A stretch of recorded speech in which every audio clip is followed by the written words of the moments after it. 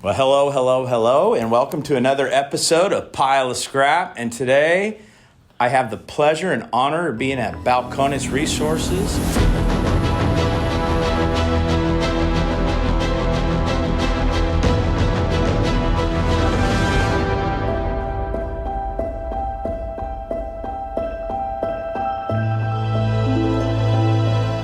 I've got Kerry Getter and his son, Richie Getter. Pleasure to be here. Thank you for coming to visit us on the worst weather day of the year.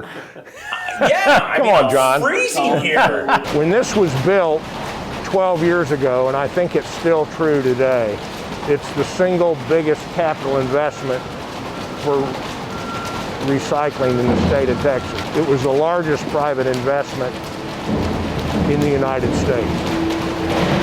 On today's dollar, what would it cost to redo Well, this? something north of $30 million. From day one you opened to today, how much more volume percentage-wise are you handling? When we opened, we were handling 5,000, 6,000 tons a month.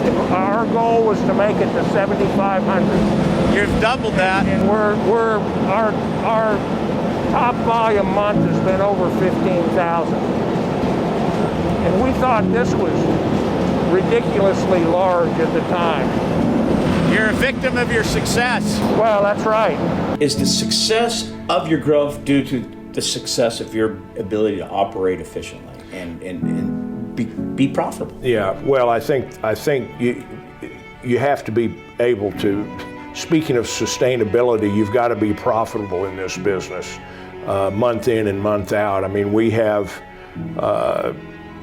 some almost 300 families to feed in our company now.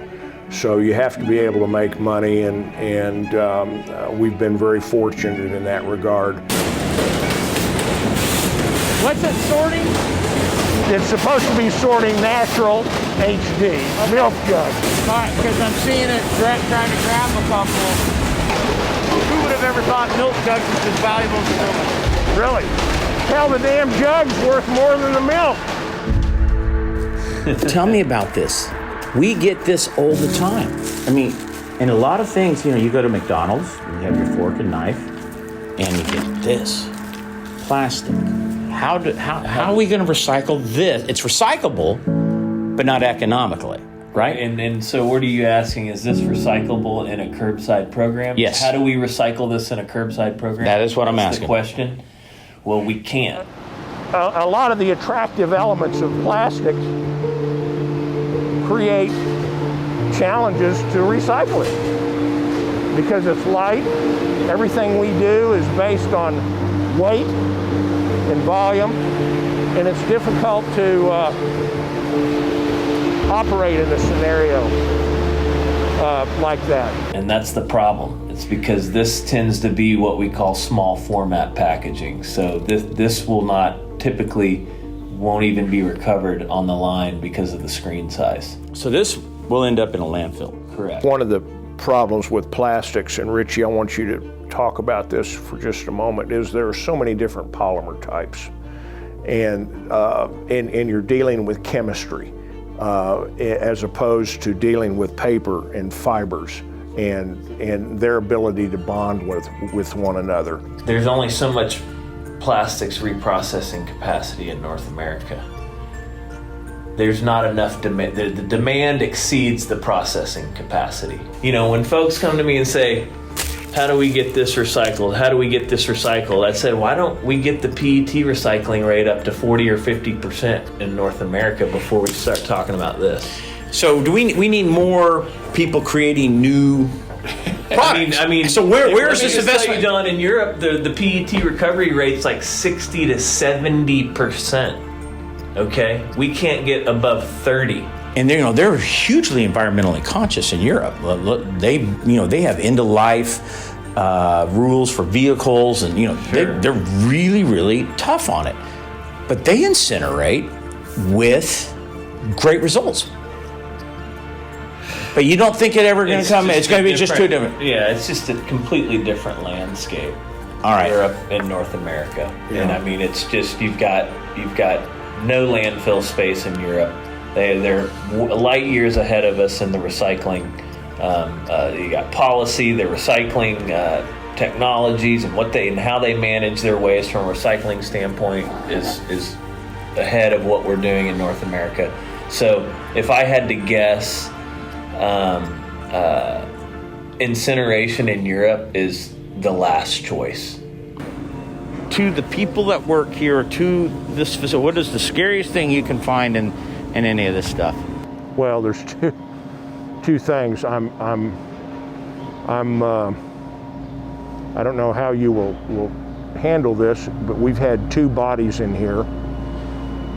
There's a lot of recycling of front load containers, of 8 cubic yard containers that are dumped in a truck. Yep. And people will get inside of those and sleep, and they may be in there on the wrong day and they get picked up and get crushed in the truck. We've had a murder victim thrown in a front load container and end up in here. So what is it, when that happens, how many hours does it take? it shuts us down for at least a day while the sheriff's department and the police do it, and the coroners and everybody else do their investigations and do what they need to do. Hey. So, Old Starbucks. Is that recyclable or is it not recyclable? just generally speaking, let me talk about cups and recycling paper in general. A cup is built to contain liquid. In order to recycle paper, it has to break down in a pulper. Okay. And In water. In water. And so those two are quite often mutually exclusive goals. So there's a conundrum associated with these cups that I believe someone will be able to overcome. This is our pre-sort line. We're pulling out large, obvious contaminants here that might damage the equipment. So then we have a series of screens that separate material by size. The big stuff floats over the top. The small stuff falls down below.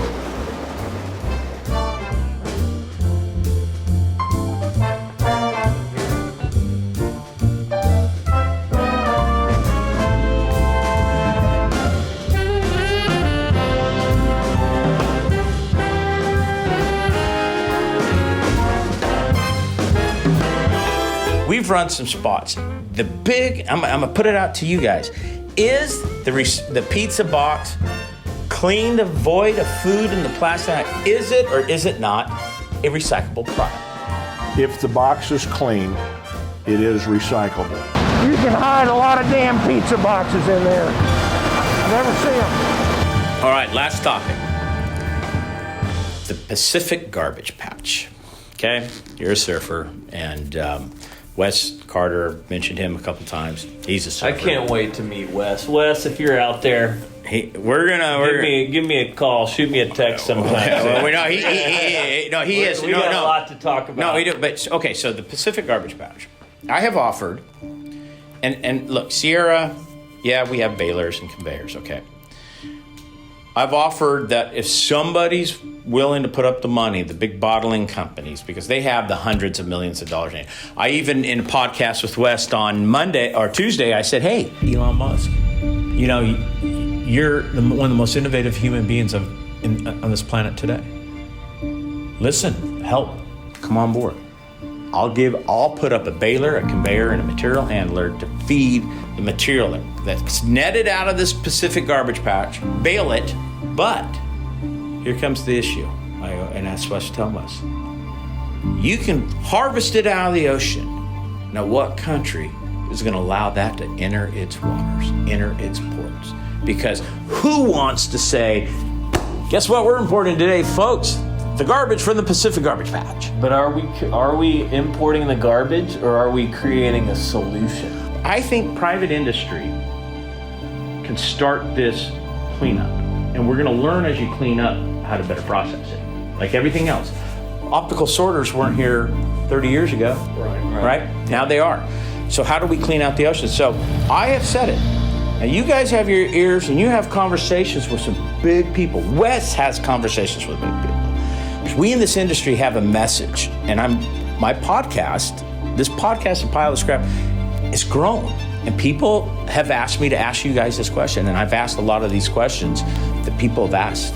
And I so appreciate both of you giving your time to help educate people to make what we do, make this country cleaner, make this world's environment cleaner, make your industry more profitable, because without profit, this doesn't work. Government can't do what you do. They just can't, right? Right. So I appreciate you. I thank you. And we can look in the camera and we're going to say, this has been another episode of Pile of Scrap. Pile of Scrap. Thank you, John.